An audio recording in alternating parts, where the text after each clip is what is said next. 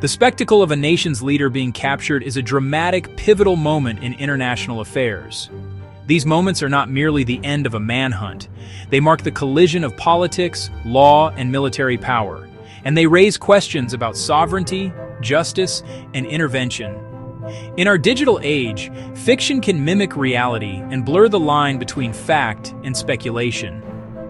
Understanding both real and imagined cases is crucial. This essay explores 3 captures, 2 historical, 1 fictional. Manuel Noriega in Panama, a former U.S. ally turned adversary.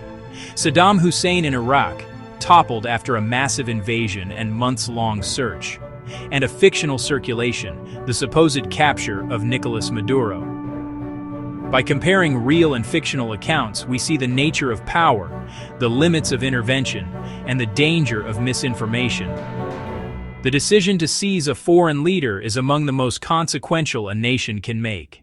Manuel Noriega's 1980s rule was a study in shifting allegiances. Once a valuable U.S. intelligence asset, he later turned against American interests. His deep involvement in the drug trade and authoritarian actions became untenable.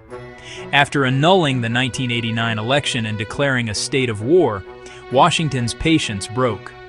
On December 20, 1989, the U.S. launched Operation Just Cause. A swift invasion seized key sites, but Noriega initially escaped. Cornered inside the Apostolic Nunciature, the U.S. surrounded the compound without violating diplomatic immunity.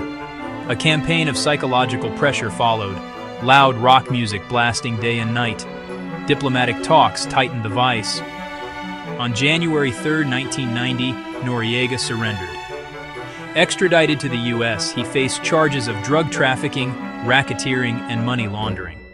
Convicted, later extradited to France, returned to Panama, and died in 2017, a precedent for U.S. extraterritorial prosecutions. Saddam Hussein gripped Iraq for decades through repression and war. After 9/11, the U.S. framed his regime as a grave threat, alleging weapons of mass destruction. In March 2003, a U.S.-led coalition invaded. Saddam's government collapsed within weeks. Yet Saddam vanished, sparking a vast manhunt. For 9 months, raids and thousands of leads netted many high-ranking figures. The breakthrough came on December 13, 2003. Acting on intelligence, the 4th Infantry Division targeted a farm near Tikrit, Operation Red Dawn. They uncovered a camouflage spider hole sealed with a plug. Inside was a disheveled, disoriented Saddam. He was captured without a shot. Transferred to Iraqi authorities, he was tried, found guilty for the Dujail massacre, and sentenced to death. Executed on December 30, 2006, his fall did not end Iraq's violence, which spiraled into sectarian conflict. A detailed story has circulated online claiming U.S. forces captured Venezuela's Nicolas Maduro. It describes a daring raid in Caracas under the codename Operation Absolute Resolve. Elite troops supposedly overwhelmed his security and exfiltrated him. The narrative is padded with fabricated documents and covert detail. It is critical to state this event is entirely fictional.